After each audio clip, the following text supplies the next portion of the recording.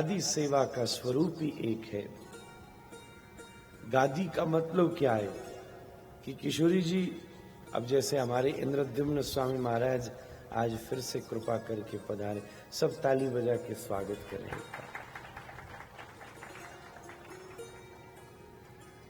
इनके लिए कुर्सी लगा दी गई है। ये जो 2 कुर्सी लग रही हैं पहले दिन से, ये किन की हैं? सब हमारे यजमान परिवार भी बैठे रहो, गुरु बैठे, आप बैठे रहो, आप नहीं जाओगे। तो कोई और आए भी तो ये दोनों आसन संतों के ही हैं, कोई इस महापुरुष के ही हैं। कोई नहीं आए तो खाली हैं, और कोई आ जाए तो वो विराजेगा। जैसे ये आसन व्यास आसन हमारे लिए है, हम नहीं भी हों तो भी कोई और नहीं बैठेगा। उसी अनुरूप जब श्री किशोरी जी श्री ठाकुर जी से नित्य विलीन हो जाती है तो किशोरी जी की गादी विराजमान रहती है। अभी तो बिहार नित्य सतत चल रहा है, तो किशोरी जी उठकर ठाकुर जी के अंग संग खड़ी हो गई हैं। जब विहार की पूर्ति होगी तो फिर श्री किशोरी जी स्वयं अपनी गादी पर विराजमान होंगी। यही गादी सेवा की भावना है। ऐसा अनुपम रस भाव प्रकट होता है।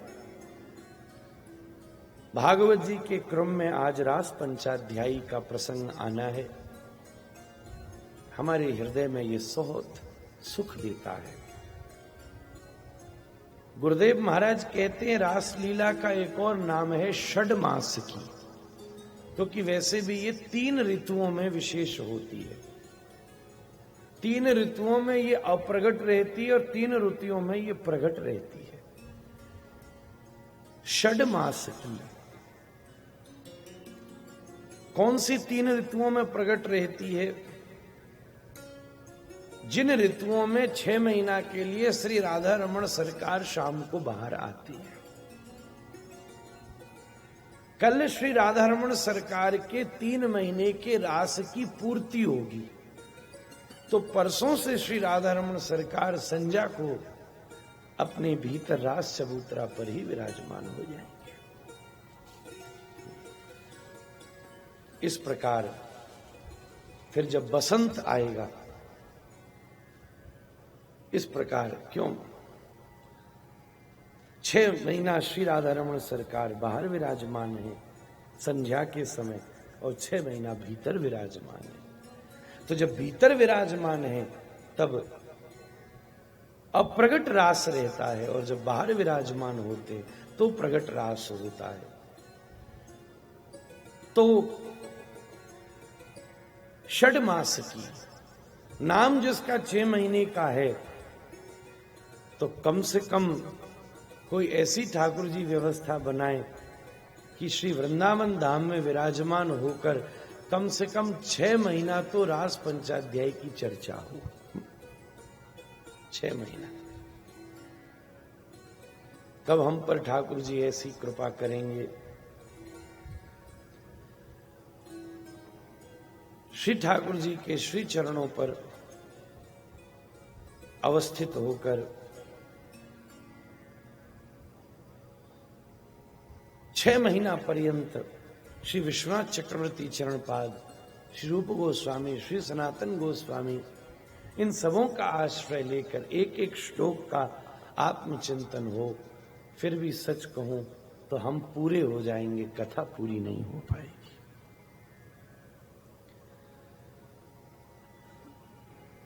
रास मात्र कोई नृत्य की भावना नहीं है। ऊपर से जो ये नृत्य दिख रहा है, देखने में इसमें जितना नृत्य है, समझने में इसमें उतनी ही समाधि है।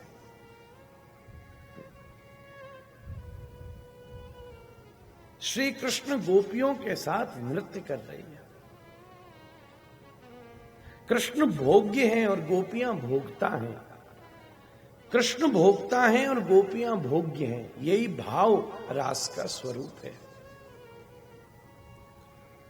यहां जो गोपी और कृष्ण में स्त्री और पुरुष का भेद है वो ऐन्द्रिक भेद नहीं है, व्यवहारिक भेद है। ध्यान से सुनिए। सब बुद्धिमान लोग बैठे हैं सामने। लोग कहते हैं श्री कृष्ण नाचे, हम भी नाचेंगे। तो भाई वो तो काड़िया नाक पर भी नाचो, तू एक फणकू पकड़ के दिखाई दे। उसने 7 योजन का गिरिराज भी उठाया, तो 50 किलो कोई पत्थर उठाई के दिखाई दे। ये सब बड़ी बात नहीं है, हम किसी को चैलेंज नहीं कर रहे, क्योंकि भारतीय दर्शन विलक्षण है। अद्वैत वेदांत में और वैष्णव वेदांत में यही भेद होता है। अद्वैत वेदांत कहता है सब भगवान है, आप सब भगवान हो और मैं भी भगवान हूं। पर वैष्णव वेदांत कहता है सब भगवान है, या आप जितने बैठे हो सब भगवान है, मैं भगवान का दास हूं। यही सूक्ष्म भेद है दोनों में। स्त्री और पुरुष का भेद यहां ऐन्द्रिक नहीं है, वैचारिक भेद है। जो गोपियां है ना, वो स्थिति का नाम है, किसी जाति लिंग का नाम नहीं है। शिव भी गोपेश्वर के रूप में आए हैं। वैचारिक रूप से स्त्री पुरुष किसे कहते हैं? पुरुष प्रदायक होता है, स्त्री ग्रहणशीला होती है। जिसके पास गर्भ हो वो स्त्री है। The one who can conceive. प्रत्येक कार्य जो पुरुष करता है वो स्त्री कर सकती है, और जो स्त्री करती है वो पुरुष कर सकता है, पर किसी की जननी नहीं बन सकता। और सारे कार्यों में बराबरी हो सकती है, पर कुछ भी हो जाए ये कार्य कोई पुरुष नहीं कर सकता। जो गर्भ में धारण करना जानती है और धारित को विकसित करना जानती है और फिर उसको डिलीवर करना जानती है, यही स्त्री का वैचारिक भेद है। अगर इस वैचारिक भेद से कहूं तो वक्ता पुरुष होता है और श्रोता स्त्री ही होता है। यहां बैठे पुरुष श्रोता भी वैचारिक रूप से स्त्री हैं, क्योंकि अगर आप शब्द को ग्रहण नहीं करोगे अपने हृदय रूपी गर्भ में, और फिर चिंतन करके उसका विकास नहीं करोगे और एक्शन के द्वारा उसको डिलीवर नहीं करोगे, तो श्रोता ही नहीं होगा। गुरु पुरुष ही होता है, शिष्य स्त्री ही हो। उस स्त्री की वैचारिक स्थिति, मैं शारीरिक स्थिति की बात नहीं कर रहा, ये तो बायोलॉजिकल पॉइंट ऑफ व्यू है, वो तो अलग चीज है। उसको धर्म से कोई लेना देना भी नहीं। आप ऊपर से कैसे लगते हो उससे कोई फर्क नहीं पड़ता। यही भेद है। ये चीज सब जगह घटती है, सब जगह। संगीत में भी घटती है, श्रवण में भी घटती है। श्री कृष्ण रस के प्रदायक हैं, इसलिए पुरुष स्वरूप में है। ये गोपियां रस की आस्वादिका हैं, इसलिए स्त्री संज्ञा में विराजमान है। शब्दों की भी स्वतंत्र संज्ञा होती है, लिंग होता है। यहां सब प्रोफेसर्स बैठे। कुछ शब्द स्वतंत्र रूप में पुल्लिंग और स्त्रीलिंग होते हैं, फिर चाहे उसका प्रयोग स्त्री करे या पुरुष करे उस पर फर्क नहीं पड़ता। शब्द स्वतंत्र स्त्रीलिंग है क्योंकि उसकी प्रवृत्ति ऐसी है। शब्द ब्रह्म का स्वरूप है, क्योंकि ये गोपियां सामान्य नहीं है, कोई औरतें नहीं है, कोई ऊंचे घाघरा पहनने वाली, गैया की पूंछ मोड़कर हुर्र हुर्र करन वाली, गोबर उठाने वाली कोई गांव की गुजरिया नहीं है, बल्कि सच कहूं तो वेद की ऋचाएं हैं, दंडकारण्य के ऋषि हैं। राम जी के को देखकर इनके मन में इच्छा हुई, रघुनाथ आप इतने सुंदर हो, आपका रूप लावण्य अनंत है। भगवान कहते कोई बात नहीं, मैं तुम्हें रस का आस्वादन कराऊंगा, पर कुछ भाव बदलो, थोड़ी देर रुको, मैं कृष्ण बनाऊंगा, तुम सब गोपी बनकर आ जाना। गोपी किसे कहते हैं? गोपायति स्वहृदयम कृष्ण इति गोपी, या गोपी ही इंद्रिय ही कृष्ण रसम पिबती इति गोपी। वो स्थिति या वो व्यक्ति गोपी है जो अपनी प्रत्येक इंद्रिय के द्वारा स्वतंत्र रूप से श्री कृष्ण रसास्वादन करे। बस अब न कोई, चाहे इसमें स्त्री है, चाहे पुरुष है, चाहे बूढ़े हैं, चाहे बच्चे हैं, चाहे शिव हैं, चाहे ब्रह्मा हैं, श्री कृष्ण की रासलीला को इस समाज ने जितना मिसअंडरस्टूड किया है उतना किसी को नहीं किया। ये अतिश्वरीय लीला है, ईश्वरी भी नहीं। मतलब ईश्वर भी सब कर सकता है, रास नहीं कर सकता। श्री कृष्ण अवतारी भगवान है, ये कैसे प्रमाणित होगा? गोवर्धन उठाने से ना। गोवर्धन तो हनुमान जी ने भी उठाया है, ये भी एक पुराण में कथा है। हनुमान जी ने भी उठाया है। दैत्यों को मारने से, तो दैत्य तो राम जी ने भी मारे हैं, नरसिंह ने भी मारे हैं, बुद्ध ने भी उनका मन बदला है। इन सब क्रियाओं से श्री कृष्ण ईश्वर है प्रमाणित नहीं होगा। विवाह करने से, बहुत से राजाओं के बड़े बड़े विवाहों का वर्णन है। पुत्र पौत्रों को जन्म देने से सगर के 60,000 पुत्रों का वर्णन शास्त्र में प्राप्त होता है। वृंदावन में रहने से, तो राम जी दंडकारण्य में रहे, यहां तो फिर भी था, वो तो बिल्कुल ही वन में है। कौन सा ऐसा भाव है? बंधने से, यशोदा मैया ने बांधा, तो ये लीला तो पूर्व में भी आती है, वामन के साथ भी आती है।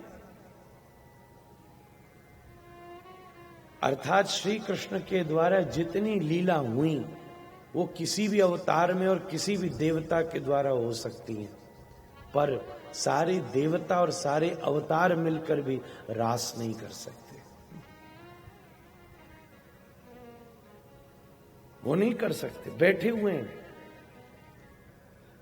प्रस्ताव तो राम जी के पास ही आया था सबसे पहले, राम जी आप हमें हृदय से लगा लोगे? राम जी बोले, भैया मैं मर्यादा पुरुषोत्तम हूं।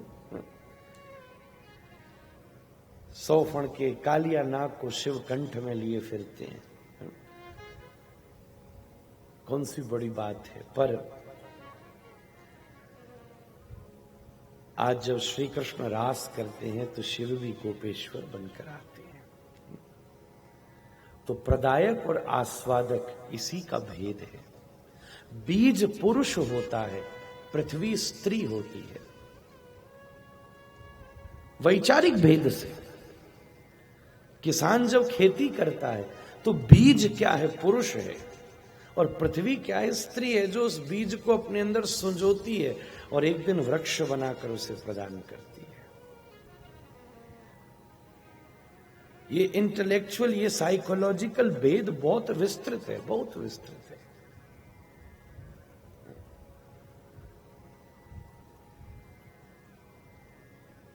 ऐसी भगवान की शुद्ध मुक्त बुद्ध श्री रास लीला स्वयं श्री सुखदेव जी श्री परीक्षित जी को ये मधुरिम भाव का वर्णन करते हैं। भगवान पिता रात्रि शरदोत्फुल्ल मल्लिका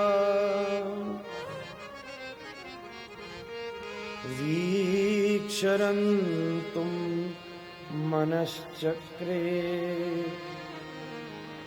योगमाया मुपाश्रिता।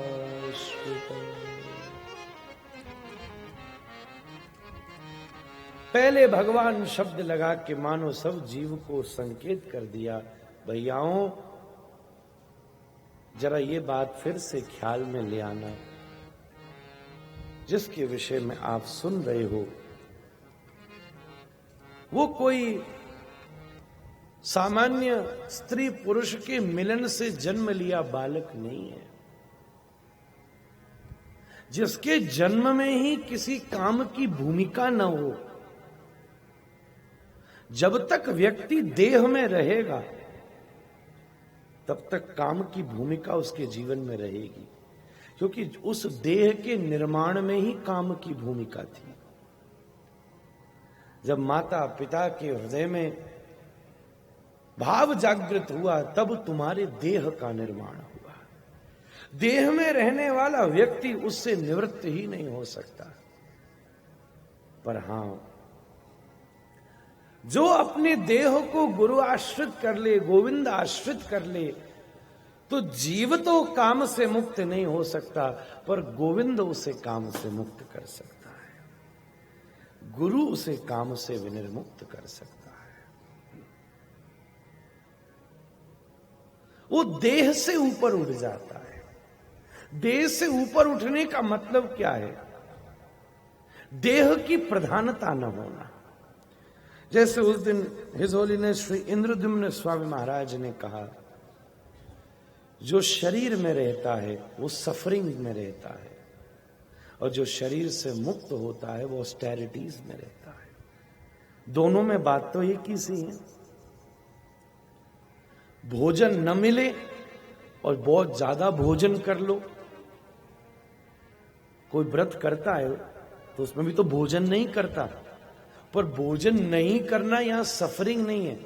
भोजन नहीं करना यहां तपस्या है, ऑस्टेरिटी है, विदेहता। श्री राधा कृष्ण के मध्य का बिहार ही रास है। र से राधा, स से श्याम। राधिका कौन है?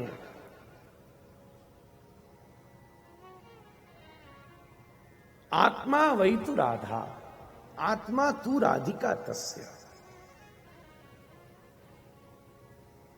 परमात्मा जब आत्म भोगत्व को स्वीकार करे और आत्मा जब परमात्म भोगत्व को स्वीकार करे, जब हैं दोनों सम, पर आत्मा को इस बात की विस्मृति है, जीव सच्चिदानंद है, इस बात में कोई संदेह नहीं, पर माया के प्रभाव से जीव अपने सच्चिदानंदत्व स्वरूप की विस्मृति कर चुका है। बस गुरु कृपा क्या करती है? अज्ञान तिमिरांधस्य ज्ञानांजन शलाकया। विस्मृत हुए उसके सच्चिदानंद स्वरूप की उसको स्मृति कराती है, और तभी वो आत्मस्थित होकर श्री गोविंद के अनुपम स्वरूप की अनुभूति कर सकता है। रास की भूमिका बहुत तत्व से भरी है। ये रास कोई शिश्न और उदर का खेल नहीं है, कोई इसमें योनि और शिश्न का प्रयोग नहीं है। मैं साफ बोल गया। ये कोई ऐहिक ऐन्द्रिक भोग की वस्तु नहीं है। बड़े महाराष्ट्री के ये आत्म और परमात्मा रमण है। विदेहता से मुक्त होकर जीव और शिव का मिलन है, जहां जीव साधना करके अपनी स्थिति से ऊपर उठाए और शिव अनुग्रह करके ऊपर से नीचे उतरा है। दोनों ने एक सामंजस्य बैठा लिया है। अति दूरात अति सामीप्यात। बस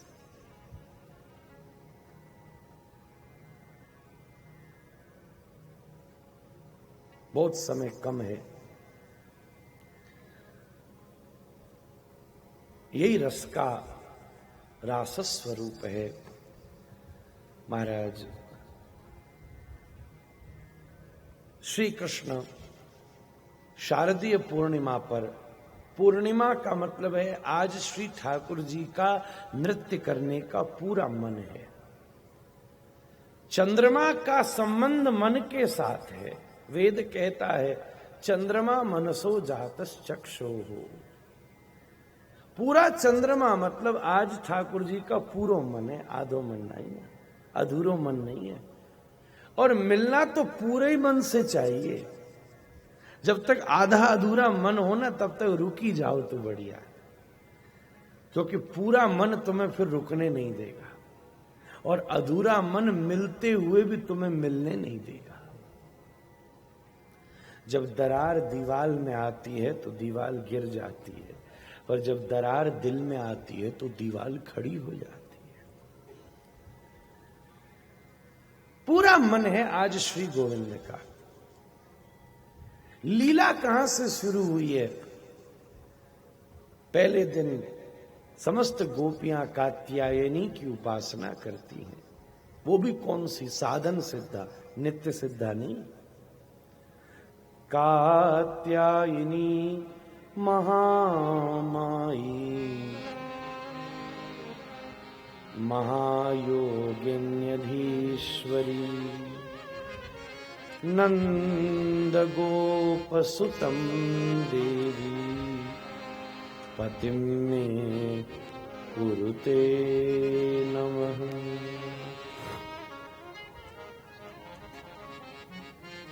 पहला नवरात्र क्या है? जब श्री ठाकुर जी का मन बनना शुरू हुआ। अष्टमी क्या? आधा मन बन गया।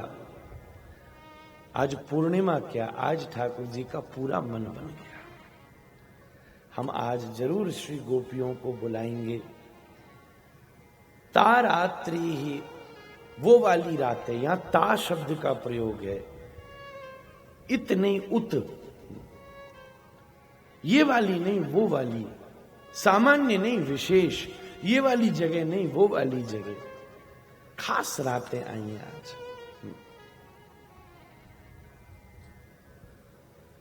ये स्वाभाविक होता है। रात्रि में व्यक्ति सिमटता है, उसकी दृष्टि सीमित होती है। तभी भी किसी भी प्रकार की एकांतिक, किसी भी प्रकार की पर्सनल, किसी भी प्रकार की इंटीमेट, किसी भी प्रकार की बहुत अपने और अपने करीब से जुड़ी हुई चीजें दिन में नहीं होती, रातों में ही होती हैं। बल्कि दिन दूसरों के लिए होता है, रात अपने लिए या किसी अपने के लिए होती है।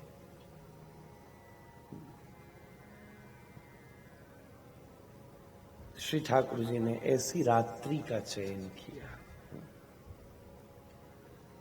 रात्रि में कोई प्रेमी नहीं जाग सकता। जिसके मन में कुछ अलग सा हो रहा है किसी भी स्तर पर, जो नॉर्मल से कुछ एबनॉर्मल हुआ है, रात में वही उत्सुक रह सकता है। नहीं तो रात्रि का स्वाभाविक वातावरण शांत है। श्री कृष्ण भी तैयार हैं, गोपी भी तैयार है। शरद ऋतु व्याप्त है, मल्लिका के फूल सब खिल गए हैं। रास भी सब प्रकार के मानो तैयार हैं। शारदीय, बासंती, सब रास तैयार है। वीक्षरं तुम मनश्चक्रे योग माया मुपाश्रित। ठाकुर जी का मन कब बनता है रास करने का? वीक्षरं तुम, आनवीक्षकी। गुरुदेव इसका वर्णन बड़ा सुंदर करते हैं। आनवीक्षकी, अन्वेक्षणा। ऐसे समझो जैसे कोई एक बहुत सुंदर और बड़ा कीमती किसी बड़े भारी बक्सा में, कोई बढ़िया बॉक्स में, और बहुत चमकदार मणि माणिक्य से जड़ा हुआ वैदुर्य नील विद्रुम स्फाट स्फटिक मूर्ति भी, ऐसी मणियों से जुड़ा हुआ चमकदार और बड़ा छुपा के लाया गया, ऐसा कोई बड़ा विशेष उपहार अगर किसी को दिया जाए, ध्यान से सुनना, तो व्यक्ति उसके जाने के बाद उस उपहार का अन्वेषण करता है। और यार लगता सच्ची में कोई खास ही चीज है, कोई बहुत खास चीज होती। कई बार तो कई ऐसे भी चतुर होते, चेक भी करा लेते कि ये हीरा फीरा ठीक भी है कि नहीं। अन्वीक्षकी, एक एक बिल्कुल उसकी फिटिंग जो है वो ठीक है कि नहीं, मैं पहन के कैसी लग रही हूं, उसका माणिक ठीक है कि नहीं, पुखराज ठीक है कि नहीं, हीरा ठीक है कि नहीं। ऐसे ही जीव के पास सबसे कीमती चीज क्या है? उसका मन। सच कहूं तो मन ही है और कुछ है ही नहीं। मन एव मनुष्याणाम कारणं बंध मोक्षय। इंद्रियां कुछ नहीं है, मन है बस। इंद्रियां तो ऊपर की चीजें हैं, मन अंदर। आंखों से न कोई बंधता है न मुक्त होता है, कानों से न कोई बंधता है न कोई मुक्त होता है, मन से होता है। कानों में कथा जा रही हो पर मन में अगर गंदगी हो तो गड़बड़ होगी। मन एव मनुष्याण, सबसे कीमती चीजें मन। मन मना भव मद भक्त्यो मद्या जीमाम नमस्कुरु। अर्जुन कहता मन नहीं मानता, ठाकुर जी बोले कोई बात नहीं, तेरा मन नहीं मानता तो मन मुझको दे दे, I will take care of your मन। भगवान अर्जुन बोला प्रभु ऐसे कैसे दे दूं, तुम बेरूपी आदमी हो, तुम्हारा कोई पता ही नहीं, कभी धनुष उठा लेते हो, कभी नरसिंह बन जाते हो, कभी सूकर रूपा, कभी हयग्रीव रूपा, अभी मेरा मन ले गए और कल बोले मैं पूछूं हाँ भाई कहाँ कैसे हो ठाकुर जी, कह दो हु आर यू, तो मैं तो सब लुट गया मेरा। तो जहां मन वहां तुम, जहां मन जाता वहां आप जाते हो। आपके आने से पहले आपका मन यहां आया था तो आप आए थे, आपके जाने से पहले आपका मन चला गया है। श्रवण क्या है? सुनना नहीं, श्रवण क्या है? मन को यहां रखना, बस। कितना बढ़िया सूत्र है। सुनना नहीं, मन को यहां रखना श्रवण है। मन यहां रखा हुआ है तो अपने आप सुन लोगे, और मन यहां नहीं है तो कहां सुन लो। मन अगर यहां रखा है तो घर बैठे सुन लोगे, मन अगर यहां रखा है तो बंबई दिल्ली बैठे सुन लोगे, लंदन बैठे सुन लोगे। आज छठा दिन है, श्री व्यास गद्दी से ठाकुर जी की रासलीला का चिंतन हो रहा होगा, गोपी गीत की चर्चा हो रही होगी। आज श्री ठाकुर जी के तुलसी शालिग्राम ब्याह की तैयारी होगी। आज क्या भाव भंगिमा बनी होगी। चलो भाई देखें, फोटो खोल के देखें, किसी को फोन करें, अरे हमारा कोई प्रिय वैष्णव यहाँ गया है क्या, हाँ भाई उसको फोन किया, अरे एक फोटो तो भेज दो, अच्छा अरे एक व्हाट्सएप तो भेज दो, एक थोड़ा फेसबुक तो भेज दो। मन यहां है, यही श्रवण है बस। आपका यहां होने से फर्क नहीं, कान के यहां होने से फर्क नहीं। बहरे होते हुए भी श्रवण हो सकता है अगर मन यहां है तो।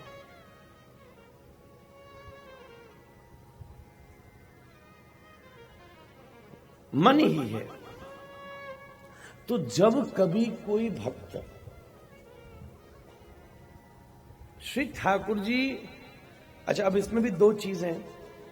एक दृष्टांत हमने दिया कि कोई किसी व्यक्ति को कोई उपहार दे तो वो उसका अन्वेषण करता है। अब कई बार अगर उपहार खराब भी हो तो चल जाता है। इसके बाद दो चीजें हैं, अगर कोई किसी ने बड़ी महत्वपूर्ण चीज खरीदी हो तो उसका अन्वेषण करता है, और सबसे ज्यादा अन्वेषण करता है चोर। अगर घर से कोई चोर तुम्हारी कोई कीमती वस्तु चुरा कर ले गया हो तो तुरंत देखेगा भाई क्या चीज हाथ लगी है। अच्छा कई बार घरों में ऐसा भी तो होता है, आज चीज चुरी है, 2 दिन बाद वापस मिल गई। क्यों? चोर ले तो गया, बाद में पता चला और ये मैं सोने को समझ रहे हो तो ये तो आर्टिफिशियल था। हमने ऐसी बहुत लीलाएं देखी हैं। वापस दे गया। अवलोकन करना। तो ऐसे श्री ठाकुर जी ने क्या किया था, गोपियों को भी नहीं पता चला कि कब चुपचाप माखन चोरी के साथ गोपी का मन चुराया था। वीक्षरंतो, ठाकुर जी गोपी को भी नहीं पता चला। ये तो कहता था माखन दे दे, माखन दे दे, माखन दे दे। व्याकरण में ख शब्द आकाश वृत्तिवान होता है। जैसे मैं पूछूं 2 हाथों के बीच में क्या है, आप कहोगे कुछ नहीं है, पर तत्वज्ञानी होगा तो वो कहेगा आकाश है। तो आकाश जो है वो अदर्शनम लोप है, प्रसक्तस्या दर्शनम लोप संयम स्यात्, उपस्थित होते हुए भी उसकी अनुपस्थिति है। या अनुपस्थिति होते हुए भी उसकी उपस्थिति है। तदनुरूप ही माखन में जो ख शब्द है, अगर उसको निकाल दिया जाए, उसकी विस्मृति कर दी जाए, तो क्या बचा? माखन में ख निकाल दो उतरी जी, तो मन बचा। हमारे पूज्य महाराज जी बड़ी सुंदर भाव कहते, ठाकुर जी कहते, गोपी तू अपना तन किसी को दे देना, अपना यौवन किसी को दे देना, अपना जीवन किसी को दे देना, अपना धन किसी को दे देना, पर मन देने की बात है तो दुनिया में न देना। अगर तूने दुनिया में मन दे दिया तो इस मन का शोषण हो जाएगा, ये जन्म मृत्यु के चक्कर में फंस जाएगा। पर मैं तुझसे सत्य कहता हूं, अगर तूने मन मुझे दे दिया तो मैं उस मन का ही मोर पंख बना दूंगा।